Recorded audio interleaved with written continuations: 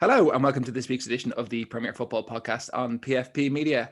I'm, as always, Rafe Garland. I'm joined by my good friend Joe Doherty. Joe, I was trying to come up with a nice way to start the show, some sort of funny anecdote, but as you rightly as you rightly observed, there's nothing happening at the moment.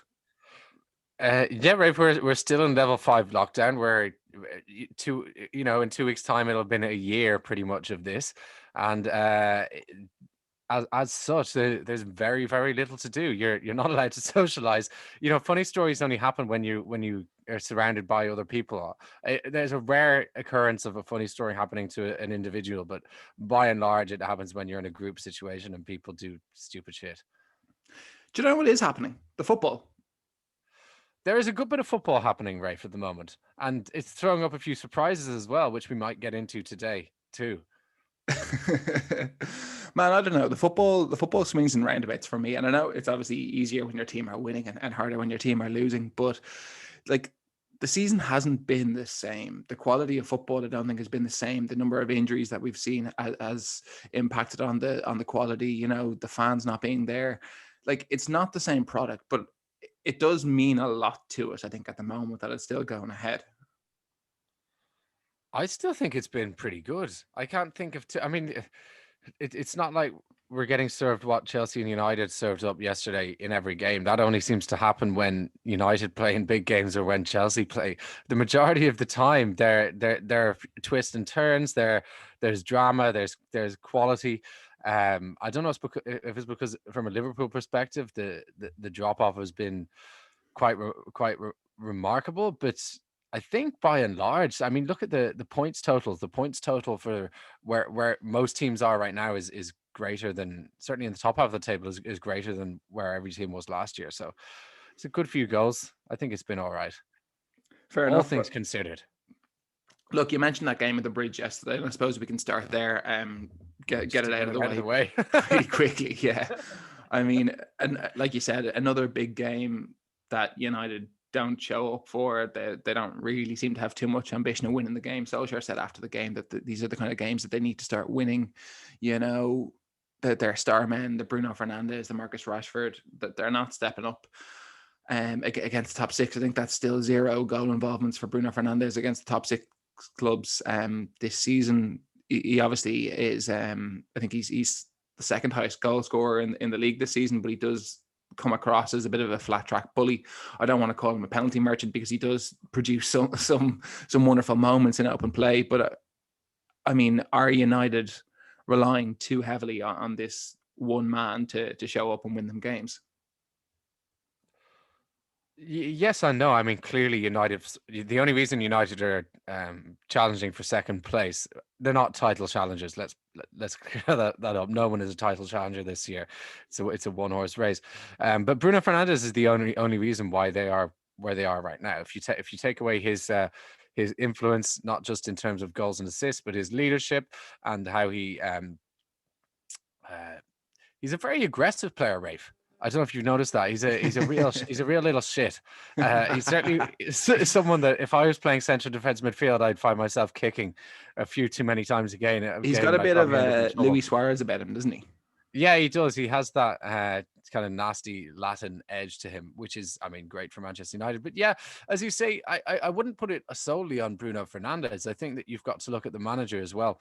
And in these big games, time and time again, he's just more than happy to get a point, which, in the days of Jose Mourinho winning titles for Chelsea, that seems to be enough. Certainly that you beat everyone else and then you get a point against the teams around you. But the way City are playing this year and the fact that Manchester United are also inconsistent and they lose games that they shouldn't be losing, Solskjaer only has himself to blame when he's Chelsea.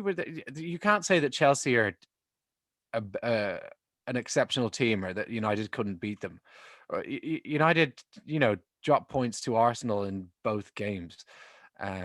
There's really no excuse for playing the likes of Chelsea and Arsenal with the squad that Manchester United have right now and not getting any results. What do you think about that? No, man, not at all. And I mean, we talked a lot about Manchester City last week and Pep Guardiola and a lot of the money that they've invested. And I think I made statements that, anyone that invests this kind of money should be winning the league. When you spend so much more money than everybody else, you're kind of expected to be up there. But when you compare the spending of Manchester United and Manchester City since 2016, I think Manchester City have spent only 40 something million pounds more in terms of net spend.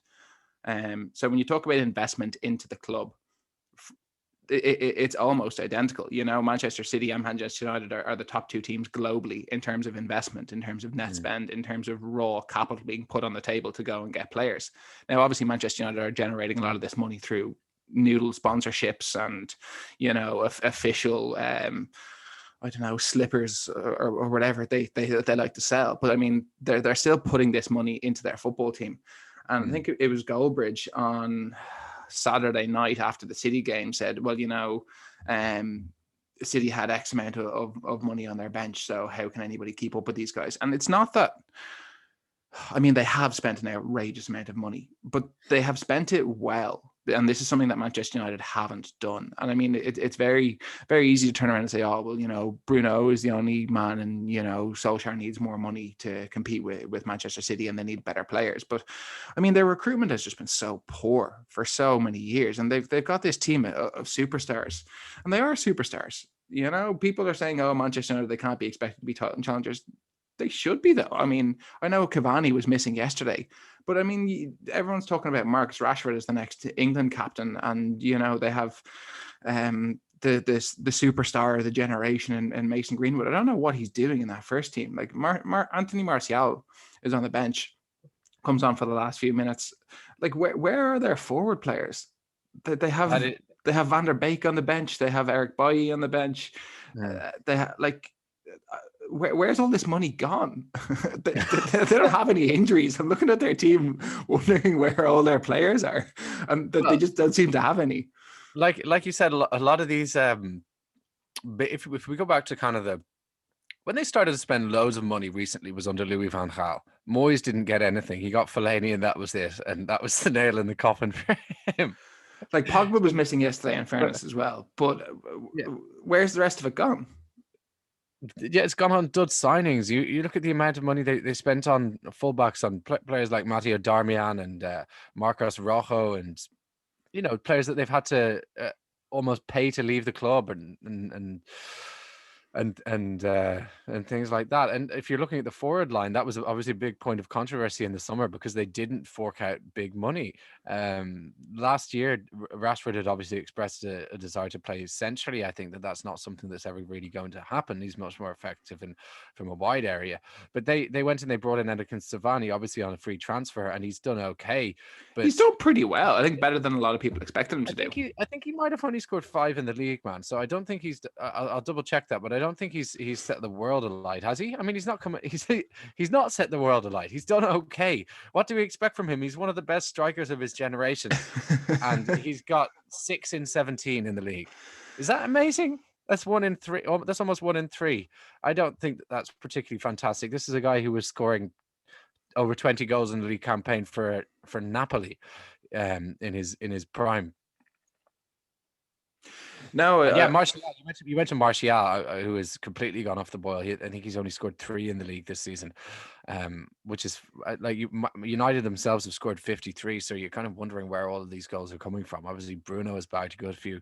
I think Rashford's got 9, but that doesn't account for. It's a very strange spread of goals. You've obviously looked in depth this year at some of the penalties that Manchester United have received over the last 18 months. And it's very rare that I'm of the opinion that they should have been given a penalty and they weren't. But I think that actually happened over the weekend for that handball. Now, I know there was all sorts of handball decisions given at the start of the season, and then they changed the laws slightly, or the interpretation of the laws to be awarding fewer penalties because it was starting to ruin the game.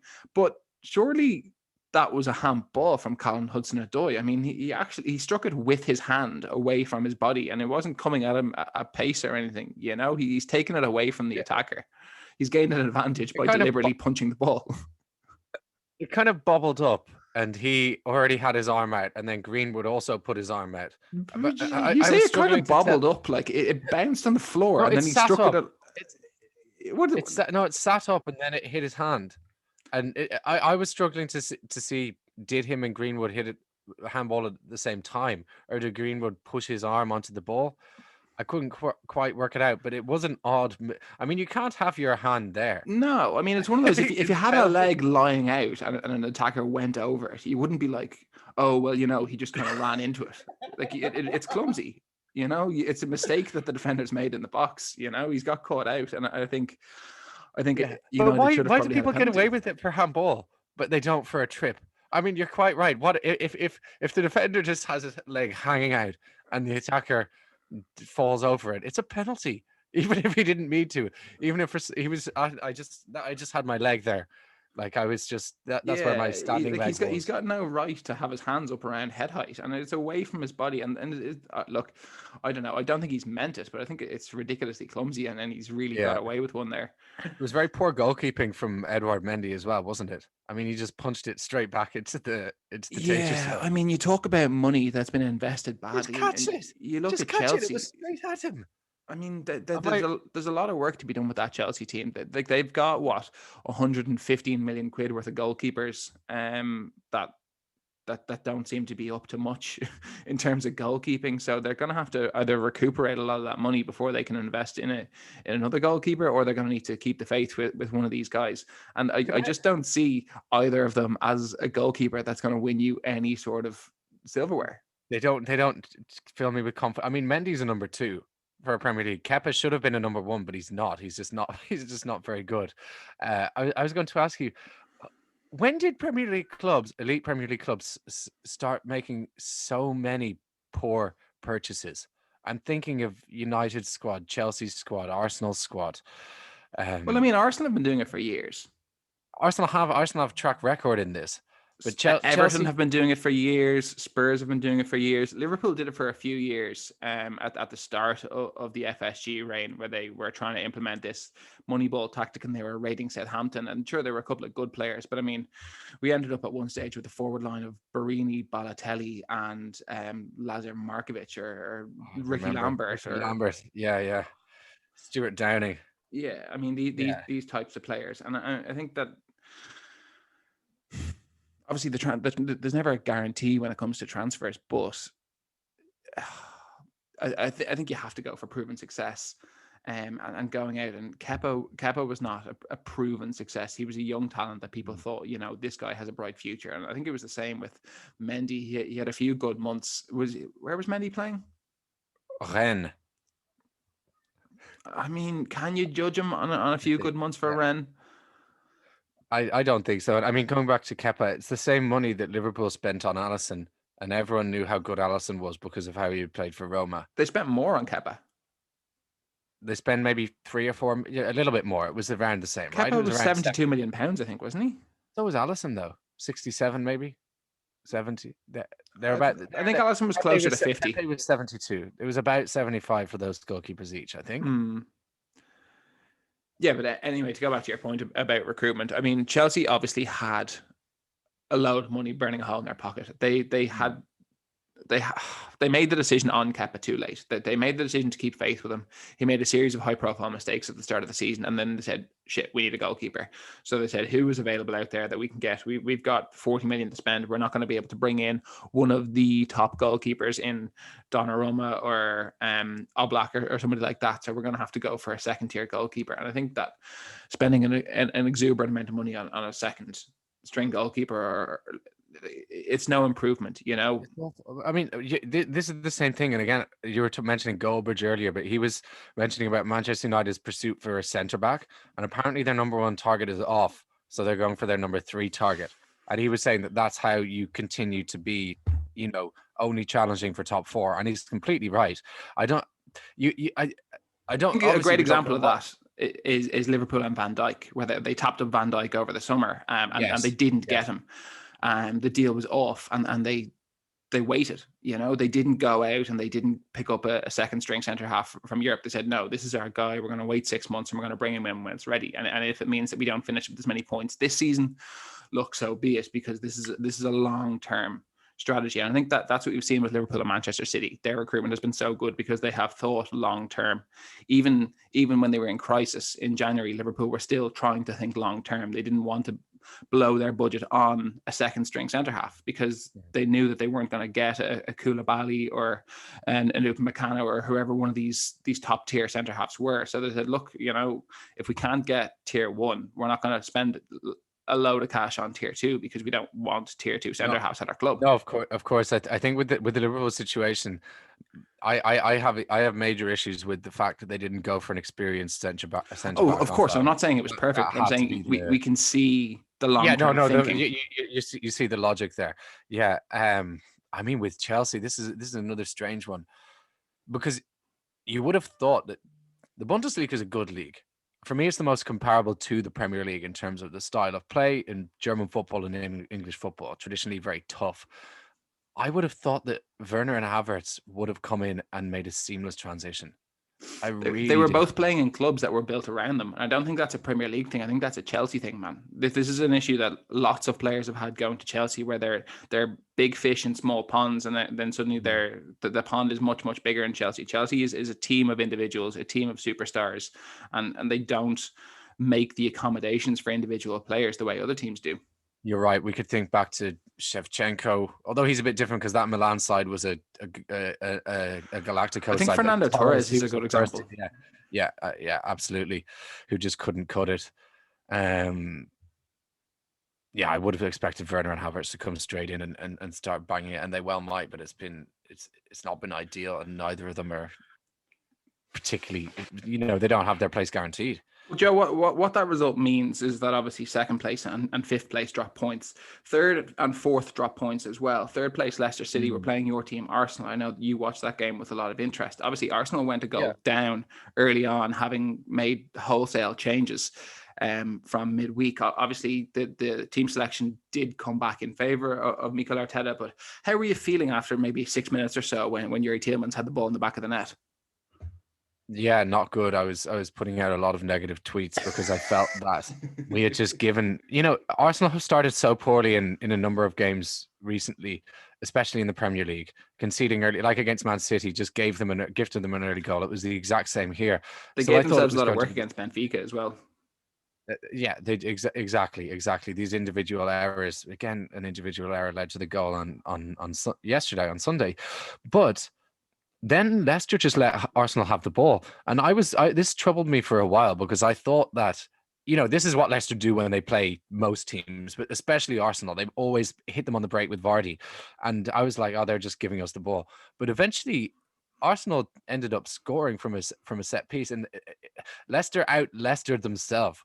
Like they gave Arsenal so much of the ball that Arsenal played themselves into the game and actually just dominated Leicester for pretty much the rest of the game, and it was a really, really, really good display. I was very happy with it, and players like Pepe came in. Willian especially has been underperforming this season, but he was very good, and Pepe put in arguably his best performance in an Arsenal shirt. He forced their left back to be taken off because he just couldn't deal with him, and man, he's a player that when he's up for it is very, very dangerous, but it's just he needs to be up for it every time he steps on the pitch. But I mean, there's another thing with Arsenal is to cut out these stupid mistakes, because you can't get anywhere if you make it an individual error that leads to a goal in every single game. You're not giving yourself any chances. So that puts Arsenal 8 points off fourth as it stands. Leicester now only 5 points above fifth. I mean, we've spoken at length about Leicester this season, about whether or not they're going to have they're going to be able to go the distance at the end of the season. I think even only last week you were saying that they might have learned from last season and they were still looking good, and that we backed them to go on and finish in the top four because they had the points on the board, and they're more mature this year. I mean, is it happening again?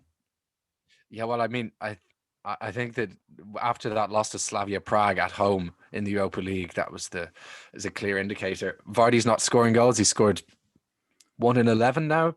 And obviously Maddison is missing and Barnes is arguably out for the rest of the season. He got stretchered off against Arsenal. Yeah, it's a Those are minimum their of 6 three weeks. best.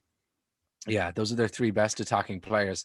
I believe they're still missing Wesley Fofana. You'd have to think that him and Soyuncu will be their best central James defensive pairing. Justin's out for the season. Pereira very well came at back. fullback. Was Castagna playing yesterday? Yeah, Timothy Castagna was playing yesterday.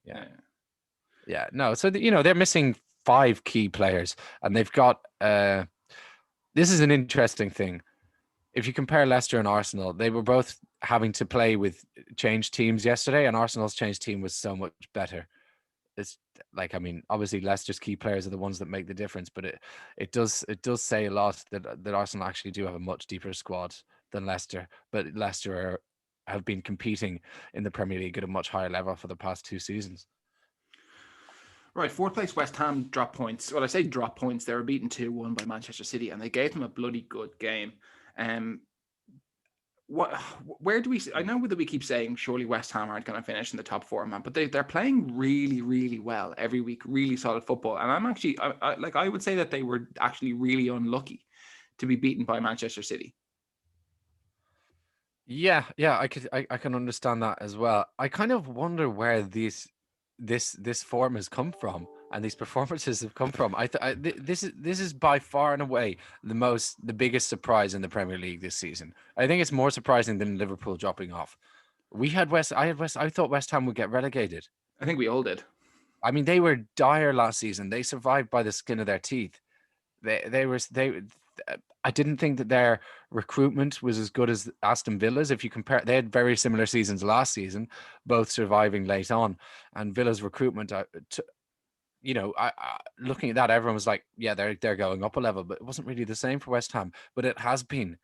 And the way that Moyes has drilled his team and got them organised, and he's shipped players out who didn't want to be there, like Felipe Anderson and Sebastian Aller, and he's kept the core of players who are going to work hard for 90 minutes week in, week out. They remind me of his Everton team. Oh, for sure. Yeah. And Souček is the Fellaini of that. Yeah, but I mean, everybody knows their job. They're hardworking. They're so well organized, and he's getting the best out of a group of players that I don't think anybody expected to be up there. But where can we expect them to finish now? Because we're 26 games into the season. That 4th place spot is their own. And look, we would think that teams below might catch and overtake them. But at this rate, they're only 4 points behind Leicester. But this is the thing, man. And no one really wants to finish in the top 4. We've seen it in the past 3 or 4 years. There's a race almost to not finish in the top 4. Teams really capitulate at the end. So will West Ham be one of those teams? You'd have to say they probably will be. It would be the first time ever that West Ham qualified for the Champions League.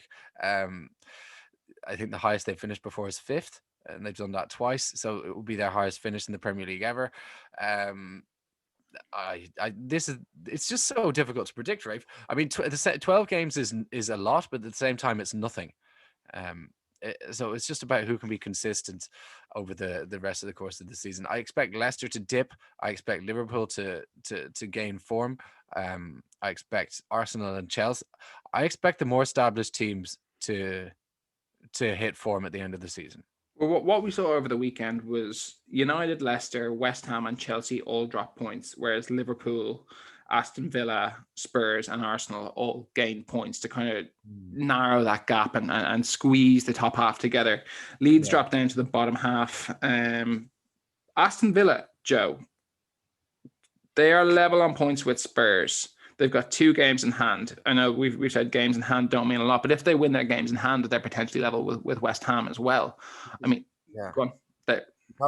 No, it's utterly ridiculous. And fair play to Aston Villa. This is why I can't understand why you were complaining about the season. I think it's been brilliant. I think it's been one of the best seasons in recent memory. It really has. Man, Villa and West Ham could finish 3rd and 4th. And Leicester could finish 2nd. Everton could be outright 4th if they win their 2 games in hand as well. Everton could be as well.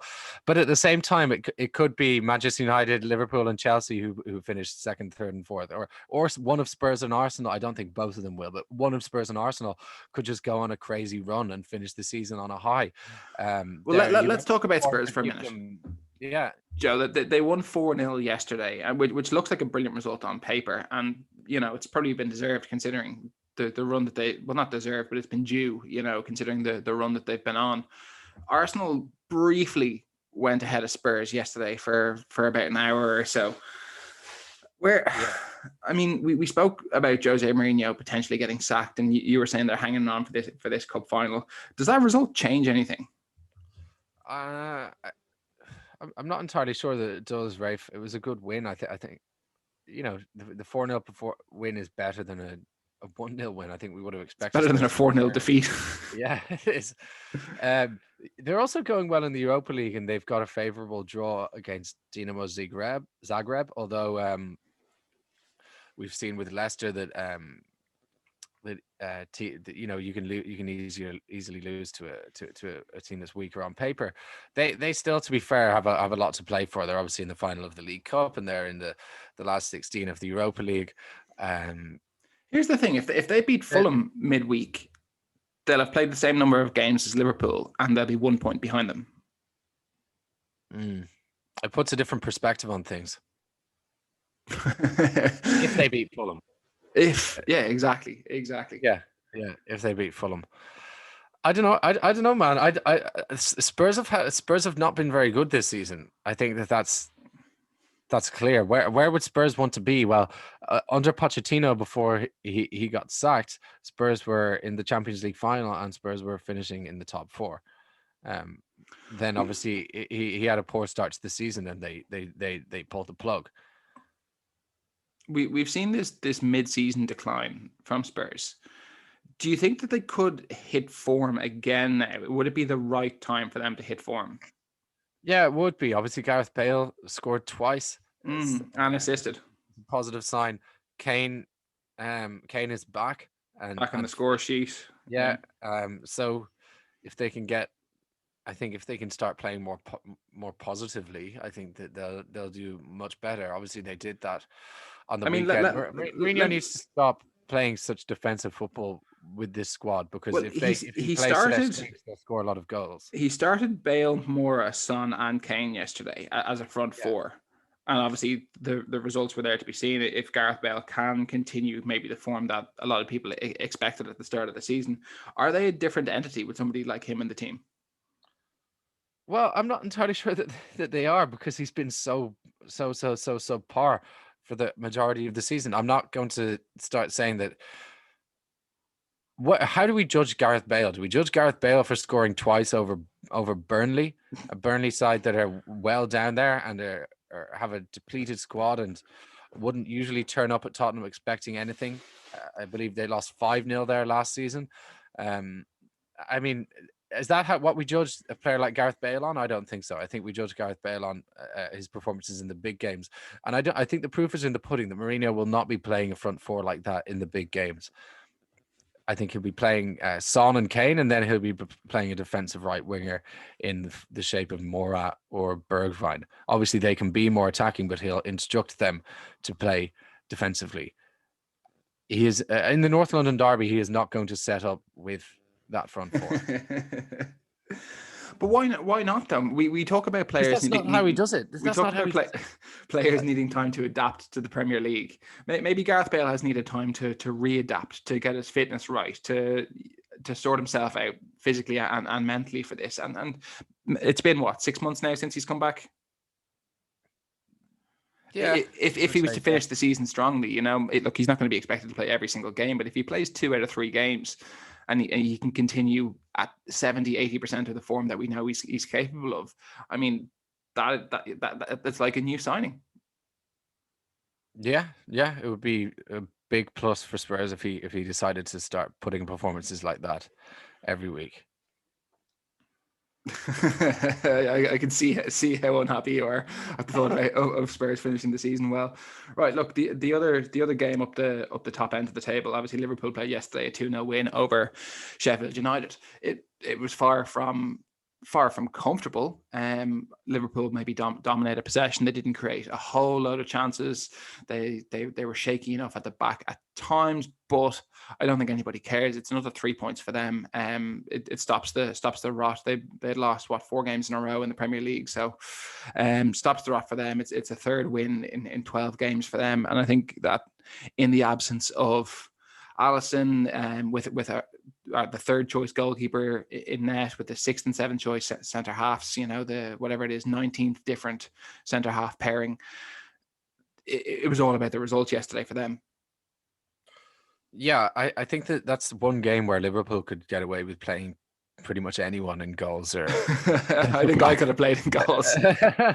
And again, it was just about getting the two. I think Liverpool needed a game like that, a straightforward win. And I mean, I know it took them until the second half to break the deadlock, but they broke the deadlock, and I don't think that they could have.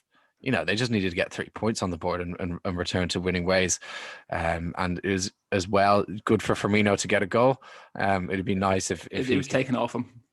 It was taken off him in the end, was it? Went down as an own goal, yeah. Right. Well, good for him to get an assist.